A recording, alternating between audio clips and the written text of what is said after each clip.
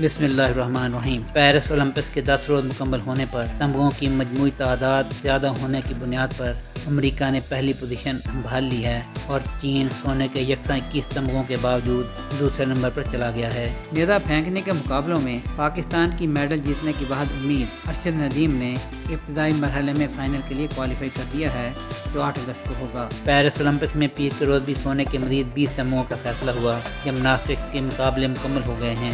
البتہ امریکی star gymnast سیمون Biles کل توقع طور پر اچھی کارکردگی نہ دکھا سکی اور اپنے تمغوں کی تعداد میں صرف ایک چاندی کے تمغے کا ہی اضافہ کر پائی۔ پیرس اولمپکس میں مردوں کے 100 میٹر ریس کے فائنل میں جمیکا اور امریکہ کے ایتھلیٹس کے درمیان انتہائی دلچسپ مقابلہ رہا۔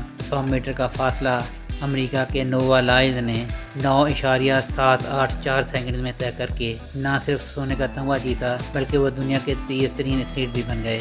امریکہ کے کیشن تھامپسن نے 9.789 سیکنڈ کے ساتھ سلور میڈل جیتا، جبکہ امریکہ ہی کے فریڈلے کیرلے نے 9.81 سیکنڈ میں مقررہ فاصلہ طے کر کے کانسی کا تمغہ اپنے نام کیا۔ سینٹ لوشیا کی جولین الفریڈ نے خواتین کی 100 میٹر دوڑ جیت کر دنیا کی تیز ترین خاتون ایتھلیٹ بننے کا اعزاز حاصل کیا۔ جولین الفریڈ نے 100 میٹر دوڑ کا فاصلہ 10.72 سیکنڈ میں طے کیا۔ امریکہ کی شاکیرے نے سلور اور میلیسا جینیفرسن نے برانز میڈل جیتے۔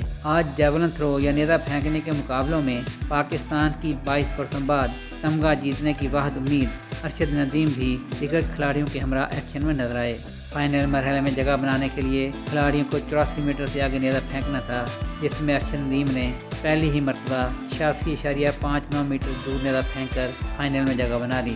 اس سے قبل پاکستان کے 7 روٹین دستے میں شامل تیراک اور شوٹر ابتدائی مرحلوں میں ہی مقابلوں سے باہر ہو چکے ہیں۔ کھیلوں کے 10 روز مکمل ہونے پر میڈل ٹیبل پر امریکہ نے زیادہ تمغے جیتنے کی بنیاد پر پہلی پوزیشن لے لی ہے اور چین سونے کے 21 یکساں تمغوں کے ساتھ دوسری پوزیشن پر چلا گیا ہے۔ امریکہ کے 79 میڈل میں سونے کے 21، چاندی کے 30 اور کانسی کے 28 تمغے شامل ہیں۔ چین کے 53 تمغوں میں سونے کے 21، چاندی کے 18 اور کانسی کے 14 تمغے شامل ہیں۔ تیسرے نمبر پر میزبان فرانس کے 48 میڈل میں سونے کے 13، چاندی کے 16 اور کانسی کے 19 تمغے شامل ہیں۔ چوتھے نمبر پر آسٹریلیا کے 33 میڈل میں سونے کے 13، چاندی کے 12 اور کانسی کے 8 تمغے شامل ہیں، جبکہ 5ویں پوزیشن پر برطانیہ کے 42 تمغوں میں سونے کے 12، چاندی کے 13 اور کانسی کے 17 میڈل شامل ہیں۔